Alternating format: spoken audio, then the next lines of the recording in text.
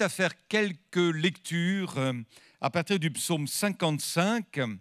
On va s'intéresser à la prière. Je voudrais vous partager 4 pensées très, très simples concernant l'intercession, l'impact de la prière.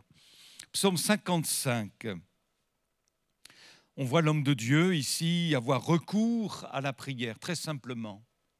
Très simplement.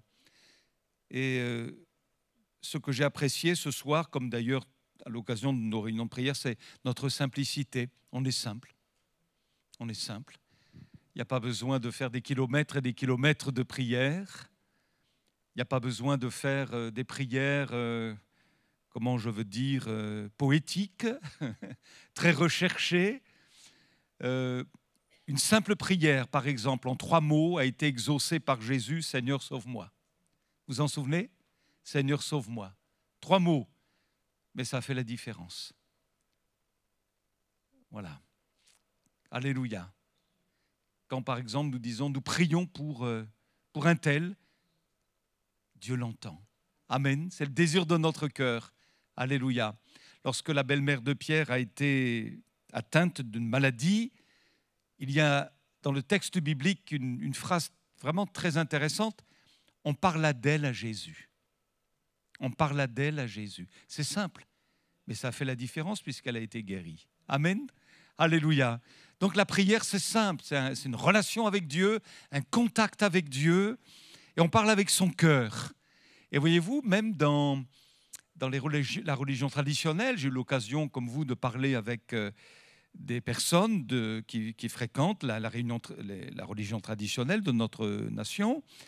Et souvent, ce qu'ils me disent, c'est vous avez ça, vous les évangéliques, cette relation avec Dieu. Vous parlez à Dieu avec votre cœur et on vous envie, alléluia. Alors nous, on peut leur dire, faites pareil, parlez avec Dieu de tout votre cœur, comme s'il était là, présent, même qu'on peut tutoyer Dieu, quand même incroyable ça. Hein, on vous voit, certaines personnes, dans le monde dans lequel on vit, et c'est tout à fait normal, ça fait partie de la politesse, mais on tutoie Dieu. On tutoie Dieu. Il y a un poète qui a dit, je dis tu à tout ce que j'aime. Voyez, mais nous aimons tellement le Seigneur qu'on peut lui dire tu. C'est notre ami, notre sauveur, évidemment, notre Dieu, mais c'est aussi notre ami, notre frère, alléluia. Et nous pouvons avoir cette relation avec lui qui fait tellement de bien. Alors, dans le psaume 55, vous l'avez trouvé, le verset 2. « Ô Dieu, prête l'oreille à ma prière et ne te dérobe pas à mes supplications. » Verset 3. « Écoute-moi, réponds-moi, j'erre çà et là dans mon chagrin et je m'agite. » Verset 17. « Et moi je crie à Dieu, et l'Éternel me sauvera. Le soir, le matin, et à midi, je soupire et je gémis, et il entendra ma voix. » Verset 19. « Il me délivrera de leur approche et me rendra la paix, car ils sont nombreux contre moi. » Verset 20. « Dieu entendra. Et il les humiliera, lui qui de toute éternité est assis sur son trône. » Verset 23, « Remets ton sort à l'Éternel, et il te soutiendra.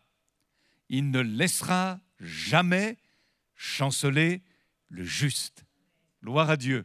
Remets ton sort à l'Éternel, il te soutiendra, très simplement. Remets ton sort comment ? Par nos mots à nous, par notre relation avec Dieu, par notre prière. L'un fera d'une manière, l'autre d'une autre, peu importe. Dieu connaît le fond de notre cœur et il sait qu'on a besoin de son soutien. Et la Bible nous encourage, et c'est tellement important de méditer la Bible, de recevoir les paroles de Dieu, aussi simples que celles-là, mais elles peuvent faire aussi la différence. Remets ton sort à l'Éternel. On ne sait pas de quoi demain sera fait. Et puis, il y a tous les soucis qui accompagnent notre marche sur la terre. Mais la Bible dit, à réitérer foi, remets ton sort à l'Éternel. Il te soutiendra. Il ne laissera jamais chanceler le juste. Alléluia. Là, vous savez que Jésus a repris une parole prononcée par le prophète Ésaïe en disant « Ma maison sera appelée une maison de prière. Et vous avez remarqué que la Bible ne dit pas « ma maison sera appelée une maison de concert », une maison de chant, une maison de charité, une maison… Toutes ces choses peuvent être faites dans la maison de Dieu, mais pas sans la prière. Et on l'a souvent dit, on l'a souvent souligné, ma maison sera appelée une maison de prière. Et l'efficacité d'une assemblée ne se mesure pas tant à tout ce qu'elle fait.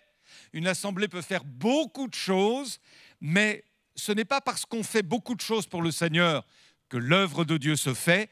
Elle se fait réellement quand la maison de Dieu est une maison de prière. C'est la base, c'est vraiment le cœur même, je crois, du désir de Dieu aujourd'hui pour notre génération et pour nous qui sommes en Occident. Dieu veut vraiment que nous revenions, si besoin était, bien entendu, à la prière, que la jeune génération, là je m'adresse aux plus jeunes, soit aussi des hommes et des femmes qui apprennent à fléchir les genoux devant Dieu dans la prière. Alléluia. Il y a tellement de victoires que nous ne remporterons que dans la prière, seul à seul avec Dieu. Et puis ensemble, dans le cadre de notre Église, alléluia, on a besoin des uns des autres dans la prière. Alors, je voudrais souligner 4 impacts de la prière mentionnés dans la parole de Dieu. On va lire ensemble dans 1 Roi chapitre 17. On va lire des textes bien connus qui vont nous rappeler des vérités capitales pour nous stimuler, nous encourager à prier en toute simplicité notre Dieu. 1 Roi, chapitre 17, verset 17. 1 Roi, chapitre 17, verset 17. Après ces choses, le fils de la femme, maîtresse de la maison, devint malade. Et sa maladie fut si violente qu'il ne resta plus en lui de respiration.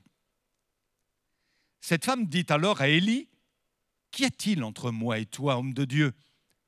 Es-tu venu chez moi pour rappeler le souvenir de mon iniquité et pour faire mourir mon fils ?» Il lui répondit, « Donne-moi ton fils. » Et il le prit du sein de la femme, le monta dans la chambre haute où il demeurait et le coucha sur son lit.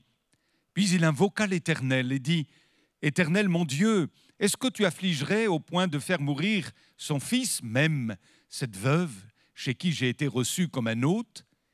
Et il s'étendit 3 fois sur l'enfant, invoqua l'Éternel et dit, « Éternel, mon Dieu, je t'en prie, que l'âme de cet enfant revienne au-dedans de lui. » L'Éternel écouta la voix d'Élie, et l'âme de l'enfant revint au-dedans de lui, et il fut rendu à la vie. Amen. Quel merveilleux et poignant récit de la parole. Et ce texte-là, moi, me parle beaucoup parce que ça parle d'un fils. Par extension, ça parle de nos enfants, quoi. Et cet enfant, atteint dans son corps, finit par mourir. La vie l'a quitté. Et cette femme se dit, mais finalement, est-ce à cause de mon imperfection, de mes péchés, que toi, homme de Dieu, Élie, tu permets cela ? Elle est dans l'incompréhension. Et la parole d'Élie est extraordinaire. Donne-moi ton fils. Et la prière qu'il fait est absolument remarquable quand il dit ceci. Il s'étendit 3 fois sur l'enfant, invoqua l'Éternel et dit, « Éternel, mon Dieu, je t'en prie, que l'âme de cet enfant revienne au-dedans de lui. » Dernièrement, j'ai appris une triste nouvelle, une chrétienne, une mère de famille.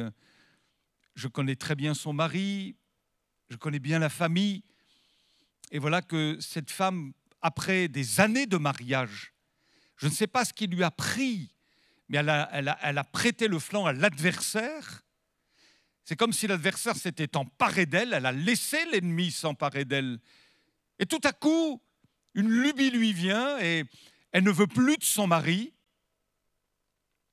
et elle court ailleurs, on se dit, mais est-ce possible?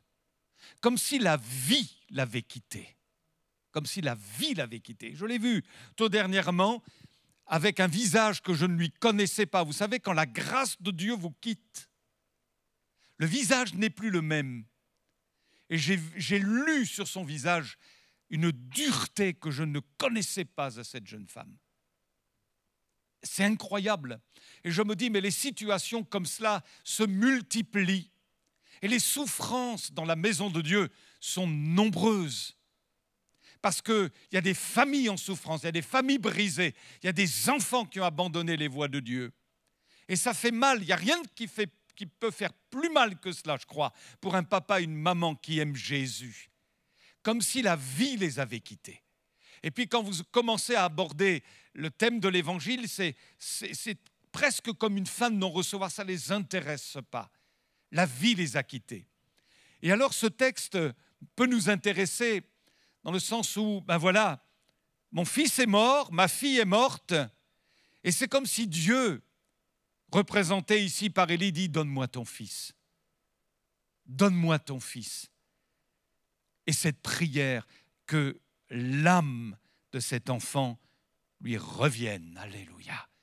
Et c'est finalement une manière pour nous d'intercéder pour nos enfants, pour nos petits-enfants, pour les enfants de nos frères, de nos sœurs dont nous avons connaissance, qui ne sont pas au Seigneur ou qui ne sont plus au Seigneur.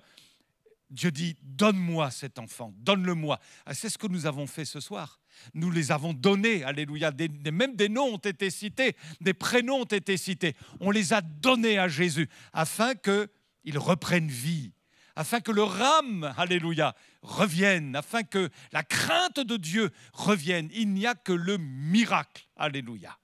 C'est vraiment le miracle. Vous y croyez au miracle? Dieu peut tout. Et ici, quel est l'impact de la prière? La prière donne la vie là où règne la mort. La prière donne la vie là où règne la mort. C'est pourquoi c'est un combat. Il n'y a pas besoin pour autant de transpirer ou d'entrer en transe, mais simplement en toute confiance, dire « Seigneur, tu vois mon fils là, tu vois ma fille, ma petite fille. Seigneur, je te les donne, alléluia. Ils sont à toi afin que leur âme vive. Et je te prie pour que le Saint-Esprit les touche, alléluia, au nom de Jésus. » Parfois, nous sommes un peu comme Ézéchiel, vous savez, dans cette fameuse vision où il est transporté par l'Esprit de Dieu et il voit une vallée d'ossements desséchés. Et le Seigneur lui pose la question suivante, ces eaux pourront-ils revivre? Et peut-être que le Seigneur est en train de te dire, mais est-ce que ton fils, tu crois qu'il peut revivre? Ou ta fille, ou ton petit-fils, ta petite-fille, est-ce que tu crois alors qu'ils sont comme des ossements desséchés en ce moment? Est-ce que tu crois? Et alors, l'homme de Dieu dit, Seigneur, tu le sais. Autrement dit, moi je ne sais pas, mais toi, tu le sais. Et voici que le Seigneur lui dit ceci, prophétise sur ces eaux. Autrement dit, Ézéchiel, tu as autorité. Et je pense que quelque part, voyez-vous, c'est une réflexion que je me fais à titre personnel, peut-être n'usons-nous plus ou pas tout à fait de l'autorité que nous a conférée le Saint-Esprit. Vrai ou faux? Je le dis en tant que prédicateur, par exemple. Et parfois, même devant un malade, je dis « Seigneur, oh, étends tes mains, glorifie ». Je me dis « Mais c'est peut-être pas comme ça qu'il faut que je prie. Use de ton autorité. Au nom de Jésus, sois guéri. » Et quand on analyse les textes bibliques, c'est comme ça que ça se passe. Les apôtres, ils prient comme ça. Ils ne sont pas là à passer des heures et des heures, dire « Seigneur ». Non, il dit « Au nom de Jésus, lève-toi et marche ». N'est-ce pas vrai? Je crois qu'ils avaient peut-être plus conscience encore que nous de l'autorité dont ils faisaient l'objet au nom de Jésus. Il y a une autorité que le Saint-Esprit seul peut conférer à l'enfant de Dieu, à une église, à une assemblée, au nom de Jésus. Prophétise sur ces ossements desséchés. Prophétise. Alléluia. Autrement dit, la clé, c'est toi qui l'as, Ézéchiel. Moi, je suis le Dieu Tout-Puissant. Je suis au ciel et je fais ce que je veux. Mais tu as autorité, prophétise sur ces eaux. Alléluia. et je ferai entrer en eux la vie. Alors, jour après jour, peut-être ne gémissons pas devant Dieu à cause de nos enfants qui ne sont pas encore au Seigneur, mais prophétisons sur eux. Vous voyez ce que je veux dire? Proclamons la victoire, proclamons la bénédiction. Amen. Annonçons les oracles de Dieu. Disons, Dieu veut les bénir au nom de Jésus. Et ainsi, l'ennemi, j'en suis persuadé, entendant aussi ces prières, va prendre peur et reculer et finir par lâcher prise au nom de Jésus. Amen. Donne-moi ton fils. Oh Seigneur, les voici. Nous te les donnons. Alléluia. Afin que tu les bénisses. C'est tellement désespérant parfois, à l'image de cette vallée d'ossements desséchés. Mais à nouveau, je veux y croire et prophétiser sur ma famille, prophétiser sur mes enfants et proclamer la victoire de Jésus. Le Seigneur entend et glorifie son nom. Vous ne croyez pas? Alléluia. Tout est possible. Nous avons encore le Dieu des miracles. Amen. La prière donne la vie là où règne la mort. Et puis, un autre texte qu'on connaît bien dans Genèse, au chapitre 18, une deuxième pensée, qui rejoint un peu celle qu'on vient de souligner. Genèse 18, verset 22. Ça vaut la peine de revisiter ce texte, de revoir Abraham, l'intercesseur. L'intercesseur. Genèse 18, verset 22. Genèse 18, 22. Les hommes s'éloignèrent, allèrent vers Sodome, mais, il y a des mots qui valent leur pesant d'or, vous voyez, il y a des mais qui font toute la différence. Mais Abraham se tint encore en présence de l'Éternel. C'est beau ça, hein? Mais Abraham, se tint encore en présence de l'Éternel. Verset 23. Abraham s'approcha et dit, feras-tu aussi périr le juste avec le méchant? Peut-être y a-t-il 50 justes au milieu de la ville. Les feras-tu périr aussi et ne pardonneras-tu pas à la ville à cause des 50 justes qui sont au milieu d'elle? Faire mourir le juste avec le méchant en sorte qu'il ne soit du juste comme du méchant? Loin de toi cette manière d'agir, loin de toi. Celui qui juge toute la terre n'exercera-t-il pas la justice? Et l'Éternel dit, si je trouve dans Sodome 50 justes au milieu de la ville, je pardonnerai à toute la ville à cause d'eux. Abraham reprit et dit, voici, j'ai osé parler au Seigneur. Moi qui ne suis que poudre et cendre, peut-être des 50 justes en manquera-t-il 5? Pour 5 détruiras-tu toute la ville? Et l'Éternel dit, je ne la détruirai point si j'y trouve 45 justes. Abraham continua de parler et dit, peut-être s'y trouvera-t-il 40 justes. Et l'Éternel dit, je ne ferai rien à cause de ces 40, etc., etc. Ouais. Quel merveilleux exemple d'intercesseur. Abraham qui intercède, non pas pour lui, parce que l'intercession, c'est prier pour les autres. Nous devons prier pour nous, on le sait, hein. On doit supplier, faire des requêtes, exprimer nos besoins. Ce n'est pas de l'égoïsme ni de l'égocentrisme. Il faut qu'on prie pour nous-mêmes. Mais nous avons aussi besoin de prier pour les autres. Et Abraham, loin de se préoccuper de ses besoins ici, prie pour les besoins des autres. Et qu'est-ce qu'il fait? Il prie pour que des âmes soient arrachées au feu du jugement. La prière arrache les âmes au feu du jugement. Et nous lisons chapitre 19, versets 28 à 29, ceci, dans le livre de la Genèse. Abraham, Genèse 19, verset 28. Il porta ses regards du côté de Sodome et de Gomorrhe, et sur tout le territoire de la plaine, et voici, il vit s'élever de la terre une fumée comme la fumée d'une fournaise, lorsque Dieu, écoutez bien, verset 29, détruisit les villes de la plaine, il se souvint d'Abraham. Il se souvint d'Abraham. Il se souvint de quoi d'Abraham? Il se souvint des prières d'Abraham. Alors qu'il est en train de détruire Sodome et Gomorrhe, il se souvint de la prière d'Abraham. Et Abraham, finalement, par sa prière, a sauvé son neveu Lot. par sa prière. Et l'on peut penser, c'est une déduction, que Lot y serait passé aussi. Mais c'est la prière de l'oncle Abraham qui l'a sauvé. Et il fit échapper Lot du milieu du désastre par lequel il bouleversa les villes où Lot avait établi sa demeure. La prière arrache les âmes au feu du jugement. Gloire à Dieu. Je me souviens de cette sœur qui venait de Polynésie, qu'on avait accueillie dans une église où on était autrefois. Et cette femme se révéla vite être une femme vraiment de Dieu, une femme proche des âmes et une femme de bénédiction, une femme de prière aussi. Et un jour, elle nous invitait. Elle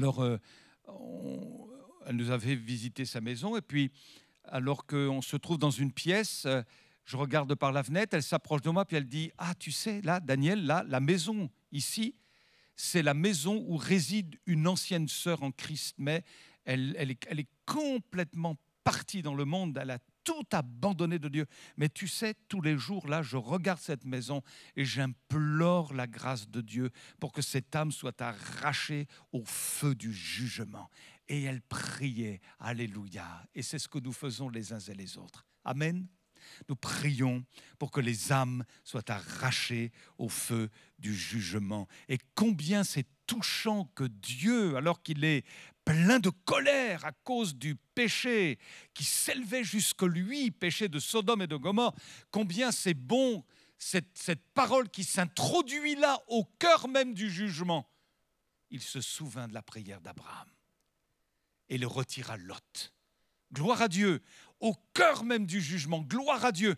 Le monde mûrit pour le jugement, on le sait mes amis, parce que Dieu s'amasse un trésor de colère avec tout ce qui se passe dans le monde, tellement d'abominations, de choses horribles, mais béni soit Dieu. Au cœur même de la colère de Dieu, le Seigneur entend la prière de l'Église pour telle personne, pour telle autre personne. Et gloire à Dieu, quand on sera là-haut, on sera peut-être étonné de voir certaines personnes auxquelles on ne s'attendait pas.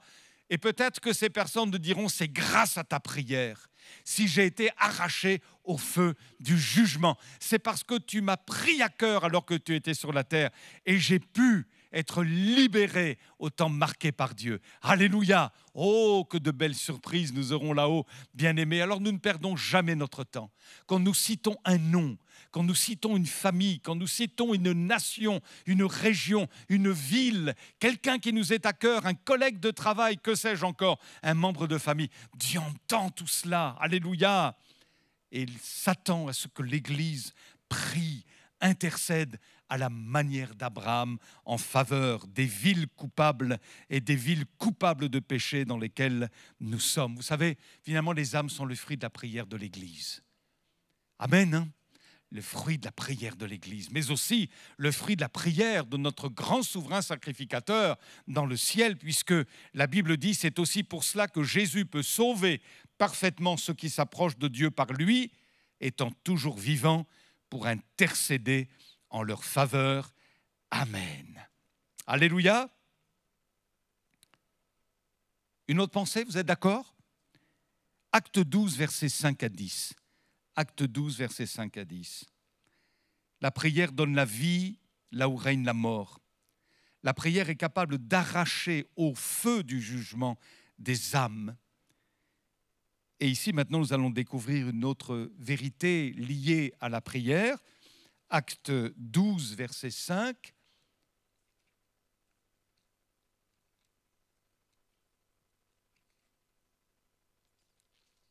Acte 12, verset 5.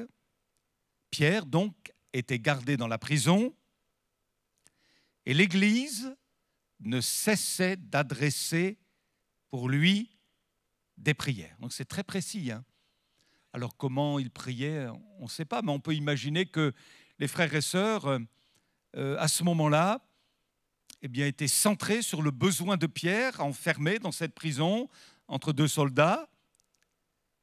Seigneur, délivre-le, ou Seigneur, donne-lui de tenir bon, qu'il garde la foi, qu'il soit en paix malgré tout. Seigneur, libère-le par miracle. On ne sait pas comment il priait, mais certainement que ça se rapprochait de tout ce que je suis en train de vous dire. Verset 6, la nuit qui précéda le jour où Hérode allait le faire comparaître, Pierre, lié de 2 chaînes, dormait entre 2 soldats et des sentinelles devant la porte gardaient la prison. Et voici, un ange du Seigneur survint. Une lumière brilla dans la prison. L'ange réveilla Pierre en le frappant au côté et en disant « Lève-toi promptement !» Les chaînes tombèrent de ses mains. Et l'ange lui dit « Mets ta ceinture et tes sandales. » Et il fit ainsi.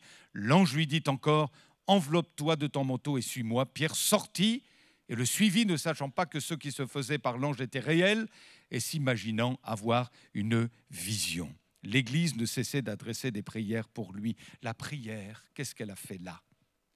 Elle a brisé les chaînes et elle a ouvert des portes de fer. Amen. Hein? La prière a brisé des chaînes que Pierre ne pouvait pas briser par lui-même. Et elle a ouvert des portes de fer.